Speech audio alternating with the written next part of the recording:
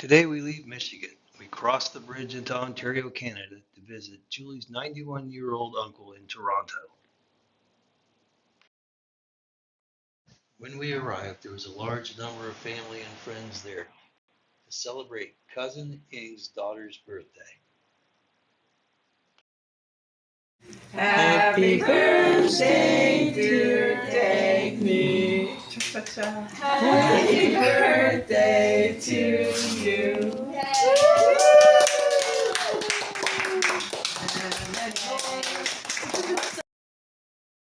The next day, we got up and went down to downtown Toronto to visit the Royal Ontario Museum.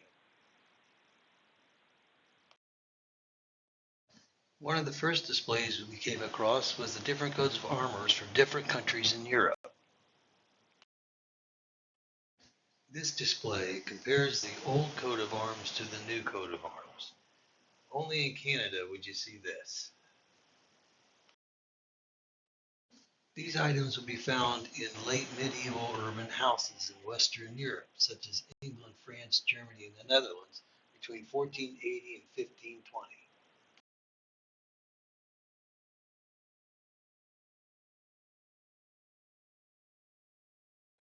From Europe over to Ghana in Africa, here are two examples of some very interesting coffins that people would be buried in. Here are some interesting artifacts from Egypt.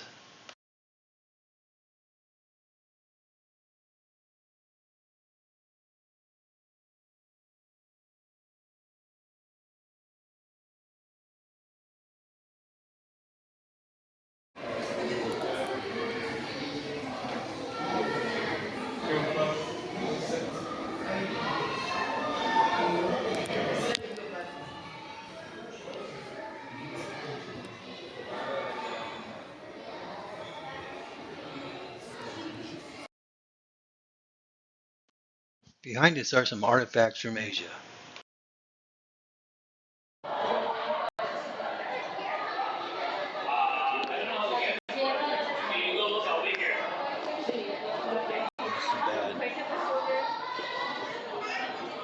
And then we're going to go to the elevator. Today we're going to take the Toronto City cruise on a boat called the Oriole.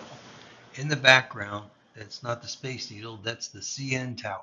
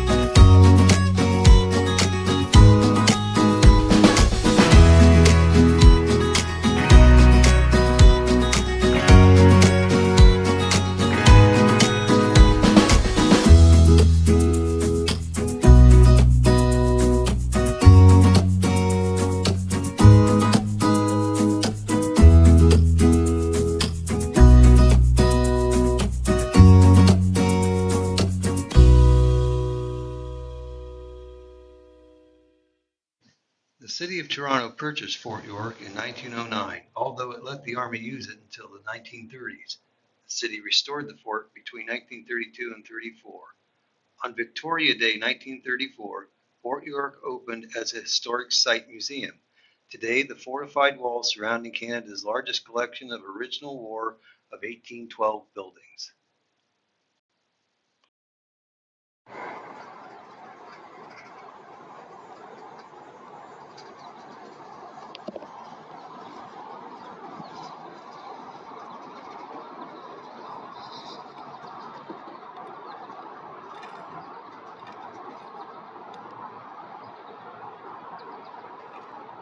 Yeah, that was sweet.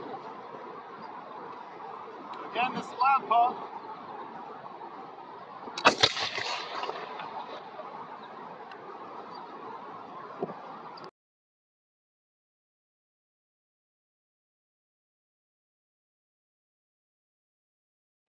At one time, these cannons pointed out to the harbor. But between 1850 and 1820, the shoreline has been moved hundreds of meters south through landfill operations. Here is the enlisted men's bunkhouse and mess. In these beds slept 2 guys at a time. Here you see the officers' mess, the officers' quarters, and the cook's quarters. Today we are in Black Creek Village. We will see what a village was like in Ontario in the 1860s. The Halfway House was a hotel built in 1847.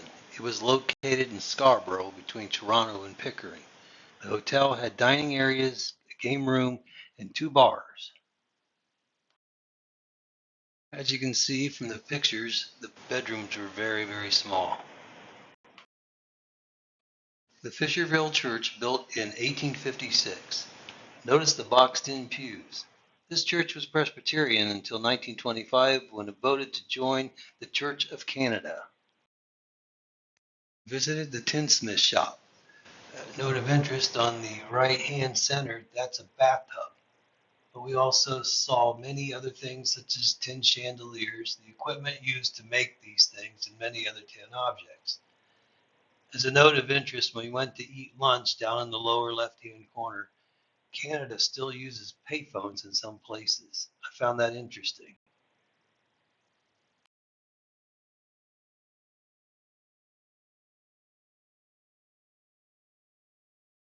Do that, then I lock it in. So I Pushing. switched it, Yeah. and then I used this Oh, to, pen. yeah, beat it. We call it beating it down. Eating them. And then now I'm ready to do my next stroke. If I forget and I leave it like that, this comes out. Oh, So you know right away that you've made a mistake on this one. So then I send it back, you grab it, pull it through. Okay, not too tight, and then I'm gonna do that, and then you can take this bar and beat, and then you send it back from that side. So we just keep going back and forth like this, and the weaving grows. If you enjoy these videos, please remember to like and subscribe. Thank you for watching and see you next time.